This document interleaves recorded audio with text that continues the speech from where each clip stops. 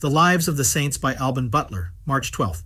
Pope St. Gregory the Great, A.D. 604. St. Gregory, from his illustrious actions and extraordinary virtues, surnamed the Great, was born at Rome about the year 540.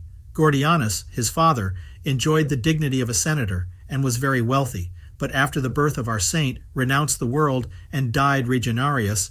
That is one of the 7 cardinal deacons who took care of the ecclesiastical districts of Rome. His mother, Sylvia, consecrated herself to God in a little oratory near St. Paul's. Our saint was called Gregory, which in Greek implies a watchman, as Vigilius and Vigilantius in Latin. In his youth he applied himself, with unabated diligence, to the studies of grammar, rhetoric, and philosophy, and after these first accomplishments, to the civil law and the canons of the Church, in which he was perfectly skilled. He was only 34 years old when, in 574, he was made, by the Emperor Justin the Younger, praetor, or governor and chief magistrate of Rome.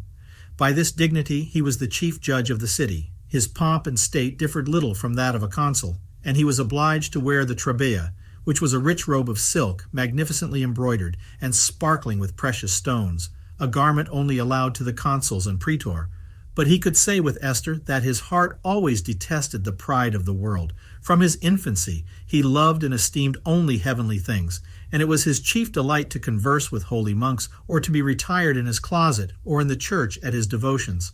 After the death of his father, he built and endowed 6 monasteries in Sicily, out of the estates which he had in that island, and founded a 7th in his own house in Rome, which was the famous monastery of St. Andrew, on the hill Scaurus, now possessed by the order of Camaldoli. The first abbot of this house was Hilarion, the second Valentinus, under whom St. Gregory himself took the monastic habit in 575, being 35 years old. In this retirement, Gregory applied himself with that vigor to fasting and the study of the sacred writings, that he thereby contracted a great weakness in his stomach, and used to fall into fits of swooning if he did not frequently eat. What gave him the greatest affliction was his not being able to fast on an Easter Eve, a day on which, says John the Deacon, everyone, not even excepting little children, are used to fast. His great desire of conforming to the universal practice on that day occasioned his applying to a monk of eminent sanctity, named Eleutherius, with whom, having prayed and besought God to enable him to fast at least on that sacred day, he found himself on a sudden so well restored that he not only fasted that day, but quite forgot his illness, as he himself relates. It was before his advancement to the See of Rome, or even to the government of his monastery, that he first, as Paul the Deacon testifies, projected the conversion of the English nation. This great blessing took its rise from the following occasion. Gregory happened one day to walk through the market, and here, taking notice that certain youths of fine features and complexion were exposed to sale, he inquired what countrymen they were, and was answered that they came from Britain. He asked if the people of that country were Christians or heathens, and was told they were still heathens. Then Gregory, fetching a deep sigh, said, "It was a lamentable consideration that the Prince of Darkness should be master of so much beauty, and have so comely persons in his possession, and that so fine an outside should have nothing of God's grace to furnish it within." This incident made so great an impression upon him that he applied himself soon after to Pope Benedict I, and earnestly requested that some persons might be sent to preach Christianity in Britain. And not finding anyone disposed to undertake that mission, he made an offer of himself for the service, with the Pope's consent and approbation. Having obtained leave, he privately set forward on his journey, in company with several monks of his own monastery. But when his departure was known, the whole city was in an uproar, and the people ran in a body to the Pope, whom they met going to St. Peter's Church. They cried out to him in the utmost consternation, "Apostolical Father, what have you done? In suffering Gregory to go away, you have destroyed Rome. You have undone us and offended St. Peter."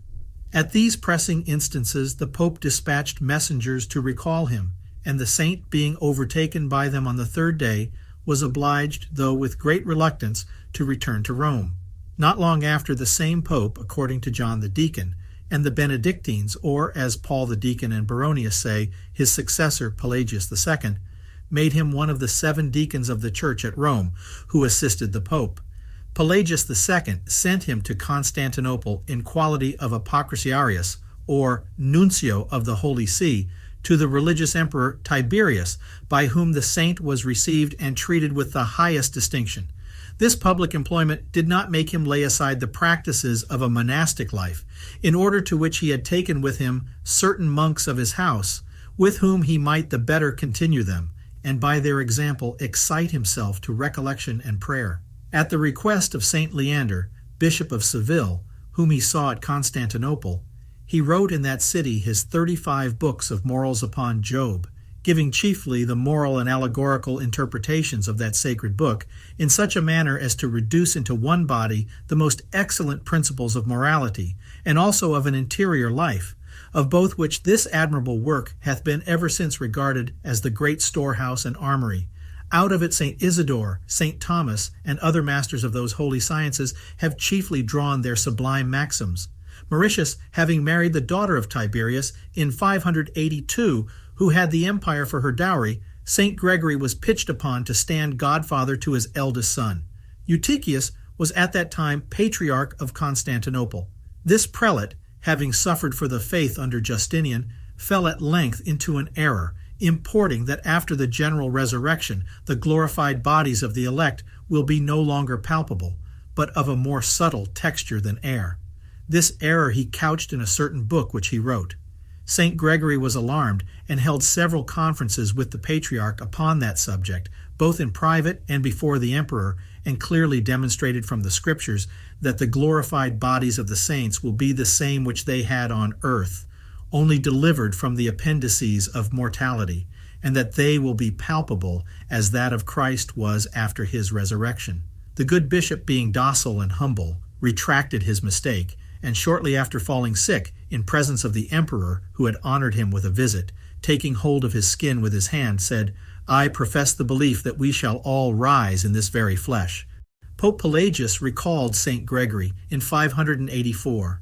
He brought with him to Rome an arm of St. Andrew and the head of St. Luke, which the emperor had given him.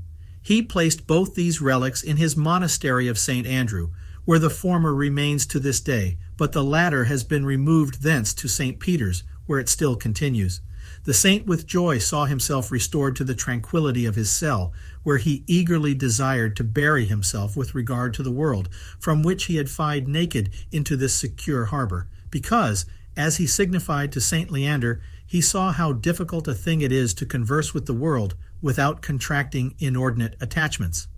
Pope Pelagius also made him his secretary. He still continued to govern his monastery, in which he showed a remarkable instance of severity.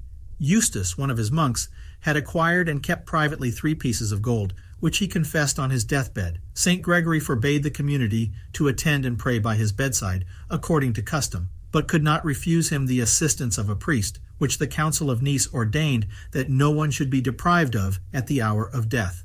Eustace died in great sentiments of compunction, yet, in compliance with what the monastic discipline enjoins in such cases, in imitation of what St. Macarius had prescribed on the like occasion, he ordered his corpse to be buried under the dunghill, and the 3 pieces of money to be thrown into the grave with it. Nevertheless, as he died penitent, he ordered Mass to be daily offered up for him during 30 days.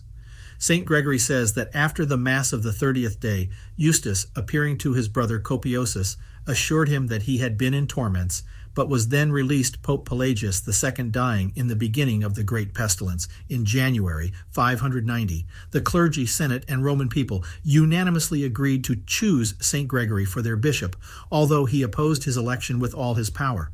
It was then the custom at the election of a pope to consult the emperor as the head of the senate and people.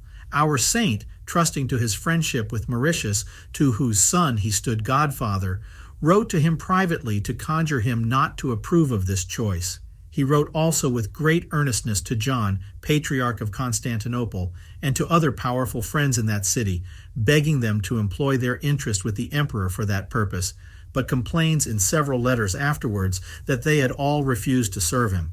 The governor of Rome intercepted his letters to the emperor and sent others to him, in the name of the Senate and people, to the contrary effect. In the meantime, the plague continued to rage at Rome with great violence, and while the people waited for the emperor's answer, St. Gregory took occasion from their calamities to exhort them to repentance. Having made them a pathetic sermon on that subject, he appointed a solemn litany or procession in 7 companies, with a priest at the head of each, who were to march from different churches and all to meet in that of St. Mary Major, singing Kyrie eleison as they went along the streets. During this procession there died in 1 hour's time 80 of those who assisted at it, but St. Gregory did not forbear to exhort the people and to pray till such time as the distemper ceased. During the public calamity, St. Gregory seemed to have forgot the danger he was in of being exalted to the pontifical throne, for he feared as much to lose the security of his poverty as the most avaricious can do to lose their treasures. He had been informed that his letters to Constantinople had been intercepted, wherefore, not being able to go out of the gates of Rome, where guards were placed, he prevailed with certain merchants to carry him off disguised and shut up in a wicker basket. 3 days he lay concealed in the woods and caverns, during which time the people of Rome observed fasts and prayers. Being miraculously discovered, and no longer able, as he says himself, to resist after the manifestations of the divine will, he was taken, brought back to Rome with great acclamations, and consecrated on the 3rd of September in 590. In this ceremony he was conducted, according to custom, to the confession of St. Peter, as his tomb is called, where he made a profession of his faith, which is still extant in his works. He sent also to the other patriarchs a synodal epistle, in which was contained the profession of his faith. In it he declares that he received the 4 general councils as the 4 Gospels. He received congratulatory letters upon his exaltation, to all which he returned for answer rather tears than words, in the most feeling sentiments of profound humility. To Theoctista, the emperor's sister, he wrote thus: "I have lost the comfort of my calm, and, appearing to be outwardly exalted, I am inwardly and really fallen. My endeavors were to banish corporeal objects from my mind, that I might spiritually behold heavenly joys. Neither desiring nor fearing anything in the world, I seemed raised above the earth, but the storm had cast me on a sudden into alarms and fears. I am come into the depth of the sea, and the tempest hath drowned me." He adds, "The emperor hath made an ape to be called a lion, but cannot make him become one." In his letter to Narcissus, the patrician, he says, "I am so overcome with grief that I am scarce able to speak. My mind is encompassed with darkness. All that the world thinks agreeable brings to me trouble and affliction." To St. Leander he writes, "I remember with tears that I have lost the calm harbor of my repose, and with many a sigh I look upon the firm land which I cannot reach. If you love me, assist me with your prayers." He often invites others to weep with him and conjures them to pray for him. John, Archbishop of Ravenna, modestly reprehended his cowardice in endeavoring, by flight, to decline the burden of the pastoral charge. In answer to his censure and to instruct all pastors, soon after his exaltation, he wrote his incomparable book on the pastoral care, setting forth the dangers, duties, and obligations of that charge, which he calls From St. Gregory Nazianzen, the Art of Arts and Science of Sciences. So great was the reputation of this performance as soon as it appeared that the Emperor Maurice sent to Rome for a copy, and Anastasius, the Holy Patriarch of Antioch, translated it into Greek. Many popes and councils have exhorted and commanded pastors of souls frequently to read it, and in it, as in a looking-glass, to behold themselves. Our English saints made it always their rule, and King Alfred translated it into the Saxon tongue. In this book, we read a transcript of the sentiments and conduct of our excellent pastor. His zeal for the glory of God and the angelic function of paying him the constant tribute of praise in the church moved him, in the beginning of his pontificate, to reform the church music. Preaching he regarded as the principal and most indispensable function of every pastor of souls, as it is called by St. Thomas, and was most solicitous to feed his flock with the word of God. His 40 homilies on the Gospels, which are extant, show that he spoke in a plain and familiar style, and without any pomp of words, but with a surprising eloquence of the heart. The same may be said of his 22 homilies on Ezekiel, which he preached while Rome was besieged by the Lombards in 592. In the 19th, he, in profound humility, applies to himself, with tears, whatever the prophet spoke against slothful, mercenary pastors.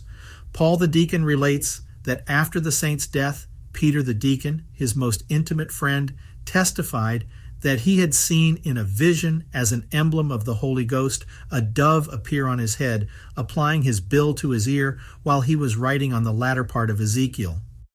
This great pope always remembered that, by his station, he was the common father of the poor. He relieved their necessities with so much sweetness and affability as to spare them the confusion of receiving the alms, and the old men among them he, out of deference, called his fathers. He often entertained several of them at his own table. He kept by him an exact catalogue of the poor, called by the ancients matriculae, and he liberally provided for the necessities of each. In the beginning of every month he distributed to all the poor corn, wine, pulse, cheese, fish, flesh, and oil. He appointed officers for every street to send everyday necessaries to all the needy sick. Before he ate, he always sent off meats from his own table to some poor persons. One day, a beggar being found dead in a corner of a by-street, he is said to have abstained some days from the celebration of the divine mysteries, condemning himself of a neglect in seeking the poor with sufficient care. He entertained great numbers of strangers both at Rome and in other countries, and had every day 12 at his own table, whom his sacristan invited. He was most liberal in redeeming captives taken by the Lombards, for which he permitted the Bishop of Fano to break and sell the sacred vessels, and ordered the Bishop of Messana to do the same. He extended his charity to the heretics, whom he sought to gain by mildness. He wrote to the Bishop of Naples to receive and reconcile readily those who desired it, taking upon his own soul the danger, lest he should be charged with their perdition, if they should perish by too great severity. Yet he was careful not to give them an occasion of triumphing by any unreasonable condescension, and much more not to relax the severity of the law of God in the least tittle. He showed great moderation to the schismatics of Istria and to the very Jews. When Peter, Bishop of Terracina, had taken from the latter their synagogue, St. Gregory ordered it to be restored to them, saying, "They are not to be compelled, but converted by meekness and charity." He repeated the same orders for the Jews of Sardinia and for those of Sicily. In his letters to his vicar in Sicily, and to the stewards of the patrimony of the Roman Church in Africa, Italy, and other places, he recommends mildness and liberality towards his vassals and farmers, orders money to be advanced to those that were in distress, which they might repay by little and little, and most rigorously forbids any to be oppressed. He carefully computed and piously distributed the income of his revenues at 4 terms in the year. In his epistles, we find him continually providing for the necessities of all churches, especially of those in Italy, which the wars of the Lombards and other calamities had made desolate. Notwithstanding his meekness and condescension, his courage was undaunted, and his confidence in the divine assistance unshaken amidst the greatest difficulties. "You know me," says he, "and that I tolerate a long while, but when I have once determined to bear no longer, I go with joy against all dangers." Out of sincere humility he styled himself the basest of men, devoured by sloth and laziness. Writing to St. Leander, he says, he always desired to be the contempt of men and the outcast of the people. He declares, "I am ready to be corrected by all persons, and him only do I look upon as my friend, by whose tongue I learn to wash away the stains of my mind." He subscribed himself in all his letters, servant of the servants of God, which custom has been retained by his successors. Indeed, what is a pastor or superior but the servant of those for whom he is to give a rigorous account to God? The works of St. Gregory were everywhere received with the greatest applause. Marinianus, Archbishop of Ravenna, read his comments on Job to the people in the church. The saint was afflicted and confounded that his writings should be thought to deserve a place among the approved works of the fathers, and wrote to that prelate that his book was not proper for the church, admonishing him rather to read St. Augustine on the Psalms. He was no less dead to himself in his great actions and all other things. He saw nothing in himself but imperfections and subjects of confusion and humiliation. It is incredible how much he wrote, and, during the 13 years that he governed the church, what great things he achieved for the glory of God, the good of the church, the reformation of manners, the edification of the faithful, the relief of the poor, the comfort of the afflicted, the establishment of ecclesiastical discipline, and the advancement of piety and religion. But our surprise redoubles upon us when we remember his continual bad state of health and frequent sicknesses, and his assiduity in prayer and holy contemplation, though this exercise it was that gave always wings to his soul. In his own palace he would allow of no furniture but what was mean and simple, nor have any attendants near his person but clergymen or monks of approved virtue, learning, and prudence. His household was a model of Christian perfection, and by his care, arts, sciences, and the heroic practice of piety flourished, especially in the city of Rome. The state of Christendom was at that time on every side miserably distracted and stood in need of a pastor whose extraordinary sanctity, abilities, and courage should render him equal to every great enterprise. And such a one was Gregory. The Eastern churches were wretchedly divided and shattered by the Nestorians, and the numerous spawn of the Eutychians, all which he repressed. In the West, England was buried in idolatry, and Spain under the Visigoths was overrun with the Arian heresy. These two flourishing countries owe their conversion in a great measure to his zeal, especially the former. In Africa he extirpated the Donatists, converted many schismatics in Istria and the neighboring provinces, and reformed many grievous abuses in Gaul, whence he banished simony, which had almost universally infected that church. A great part of Italy was become a prey to the Lombards, who were partly Arians, partly idolaters. St. Gregory often stopped the fury of their arms and checked their oppressions of the people. By his zeal he also brought over many to the Catholic faith, and had the comfort to see Agilulf, their king, renounce the Arian heresy to embrace it. In 592, Romanus, exarch or governor of Italy for the emperor, with a view to his own private interest, perfidiously broke the solemn treaty which he had made with the Lombards and took Perugia and several other towns. But the barbarians, who were much the stronger, revenged this insult with great cruelty and besieged Rome itself. St. Gregory neglected nothing to protect the oppressed, and raised troops for the defense of several places. At length, by entreaties and great presents, he engaged the Lombards to retire into their own territories. He reproved the exarch for his breach of faith, but to no other effect than to draw upon himself the indignation of the governor and his master. Such were the extortions and injustices of this and other imperial officers, that the yoke of the barbarians was lighter than the specious shadow of liberty under the tyranny of the empire. And with such rigor were the heaviest taxes levied, that to pay them, many poor inhabitants of Corsia were forced to sell their own children to the barbarians. These oppressions cried to heaven for vengeance, and St. Gregory wrote boldly to the Empress Constantina, entreating that the emperor, though he should be a loser by it, would not fill his exchequer by oppressing his people, nor suffer taxes to be levied by iniquitous methods, which would be an impediment to his eternal salvation. He sent to this empress a brandium, or veil, which had touched the bodies of the apostles, and assured her that miracles had been wrought by such relics. He promised to send her also some dust filings of the chains of St. Paul, o which relics he makes frequent mention in his epistles. At Cagliari, a certain rich Jew, having been converted to the faith, had seized the synagogue in order to convert it into a church, and had set up in it an image of the Virgin Mary and a cross. Upon the complaint of the other Jews, St. Gregory ordered the synagogue to be restored to them, but that the image and cross should be first removed with due veneration and respect. Writing to Theodolinda, Queen of the Lombards, he mentions that he sent her son, the young king, a little cross, in which was a particle of the wood of the true cross, to carry about his neck. Secundinus, a holy hermit near Ravenna, godfather to this young king, begged of the Pope some devout pictures. St. Gregory in his answer says, "We have sent you 2 cloths containing the picture of God our Savior, and of Mary the Holy Mother of God, and of the blessed apostles Peter and Paul, and 1 cross, also for a benediction, a key which hath been applied to the most holy body of St. Peter, the Prince of the Apostles, that you may remain defended from the enemy." But when Serenus, Bishop of Marseille, had broken certain sacred images, which some persons lately converted from idolatry, honored with their former idolatrous superstitions, St. Gregory commended his zeal for suppressing this abuse, but reproved him for breaking the images. When the Archbishop of Ravenna used the pallium, not only at Mass but also in other functions, St. Gregory wrote him a severe reprimand, telling him that no ornament shines so bright on the shoulders of a bishop as humility. He extended his pastoral zeal and solicitude over all churches, and he frequently takes notice that the care of the churches of the whole world was entrusted to St. Peter and his successors in the See of Rome. This authority he exerted in the Oriental Patriarchates.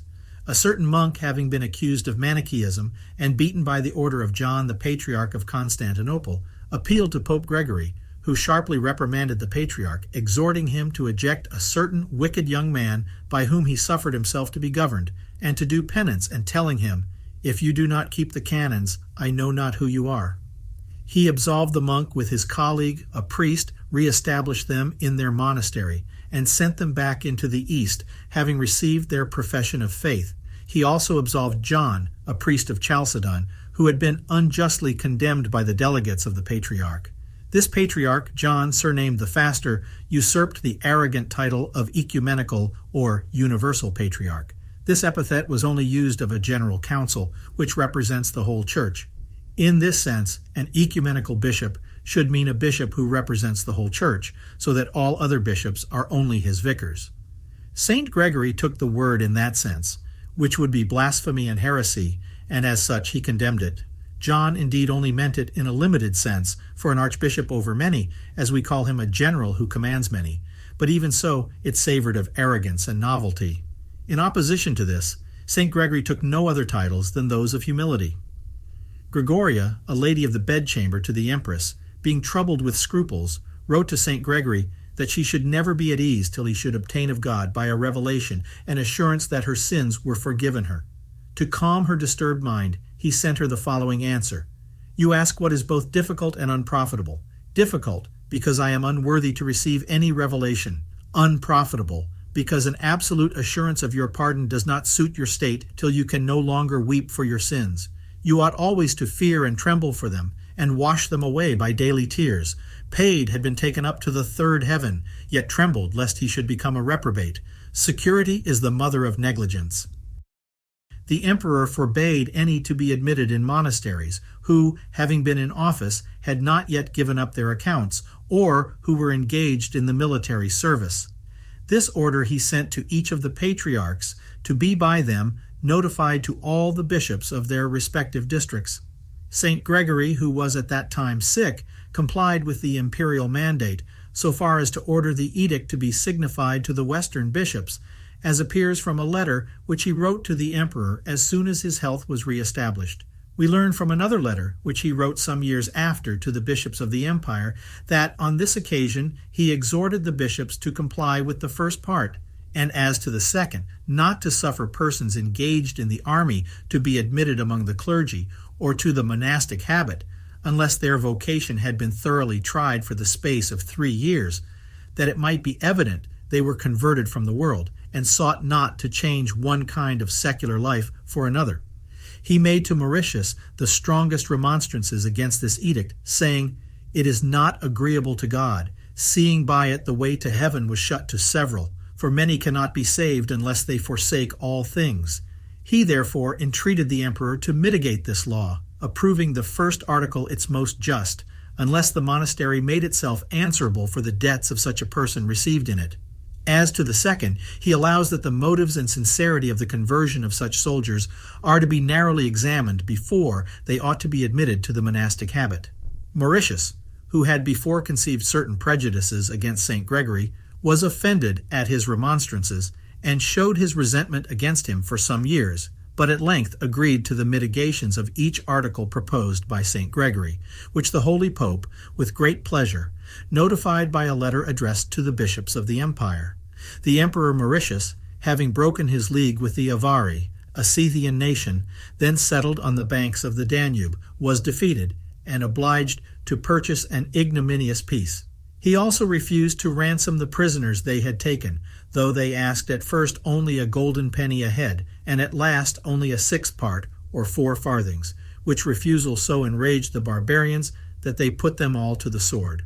Mauritius began then to be stung with remorse, gave large alms, and prayed that God would rather punish him in this life than in the next. His prayer was heard. His avarice and extortions had rendered him odious to all his subjects, and in 602 he ordered the army to take winter quarters in the enemy's country and to subsist on freebooting without pay. The soldiers, exasperated at this treatment, chose one Phocas, a daring, ambitious man, to be their leader, and marched to Constantinople, where he was crowned emperor. Mauritius had made his escape, but was taken with his family 30 miles out of the city and brought back. His 5 sons were slain before his eyes at Chalcedon. He repeated all the while as a true penitent these words, "Thou art just, O Lord, and thy judgments are righteous." When the nurse offered her own child instead of his youngest, he would not suffer it. Last of all, he himself was massacred after a reign of 20 years. His empress, Constantina, was confined with her 3 daughters and murdered with them a few months after. The tyrant was slain by Heraclius, governor of Africa, after a tottering reign of 8 years. When Phocas mounted the throne, his images were received and set up at Rome, nor could St. Gregory, for the sake of the public good, omit writing to him letters of congratulation. In them he makes some compliments to Phocas, which are not so much praises as respectful exhortations to a tyrant in power, and wishes of the public liberty, peace, and happiness. The saint nowhere approved his injustices or tyranny, though he regarded him like Jehu as the instrument of God to punish other sinners. He blamed Mauritius, but in things truly blamable, and drew from his punishment a seasonable occasion of wholesome advice which he gave to Phocas, whom the public safety of all Italy obliged him not to exasperate. This holy pope had labored many years under a great weakness of his breast and stomach, and was afflicted with slow fevers and frequent fits of the gout, which once confined him to his bed 2 whole years. On the 25th of January, 604, he gave to the Church of St. Paul several parcels of land to furnish it with lights. The act of donation remains to this day engraved on a marble stone in the same church. God called him to himself on the 12th of March the same year, about the 64th of his age, after he had governed the church 13 years, 6 months, and 10 days. His pallium, the reliquary which he wore about his neck and his girdle, were preserved long after his death, when John the deacon wrote, who describes his picture drawn from the life, then to be seen in the monastery of St. Andrew. His holy remains rest in the Vatican Church. Both the Greek and Latins honor his name. The Council of Cliff, or Cloveshove, under Archbishop Cuthbert in 747, commanded his feast to be observed a holy day in all the monasteries in England, which the Council of Oxford, in 1222, extended to the whole kingdom. This law subsisted till the change of religion. Every superior who is endued with the sincere spirit of humility and charity looks upon himself with this great hope as the servant of all, bound to labor and watch night and day, to bear every kind of affront, to suffer all manner of pains, to do all in his power, to put on every shape and sacrifice his own ease and life to procure the spiritual improvement of the least of those who are committed to his charge. He is incapable of imperious haughtiness, which alienates the minds of inferiors and renders their obedience barely exterior and a forced hypocrisy. His commands are tender entreaties, and if he is obliged to extend his authority, this he does with secret repugnance, losing sight of himself, intent only on God's honor and his neighbor's salvation, placing himself in spirit beneath all his subjects and all mankind, and esteeming himself the last of all creatures. St. Paul, though vested with the most sublime authority, makes use of terms so mild and so powerfully ravishing that they must melt the hardest heart. Instead of commanding in the name of God, see how he usually expresses himself. I entreat you, O Timothy, by the love which you bear me. I conjure you by the bowels of Jesus Christ. I beseech you by the meekness of Christ. If you love me, do this. And see how he directs us to reprove those who sin. If anyone should fall, do you who are spiritual remind him in that spirit of meekness, remembering that you may also fall, and into a more grievous crime. St. Peter, who had received the keys of the kingdom of heaven, shed more tears of tender charity than he speaks words. What heart can be so savage and unnatural as to refuse to obey him, who, having authority to lay injunctions and thunder out anathemas, weeps instead of commanding? If Saints Peter and Paul pour out the water of tears and mildness, St. John casts darts of fire into the hearts of those whom he commands. My little children, says he, if you love Christ, do this. I conjure you by Christ, our good master, love affectionately, and this is enough. Love will teach you what to do. The unction of the Holy Ghost will instruct you. This is the true spirit of governing, a method sure to gain the hearts of others and to inspire them with a love of the precept itself and of virtue. Saint Macarius of Egypt was styled the god of the monks. So affectionately and readily was he obeyed by them, because he never spoke a word with anger or impatience.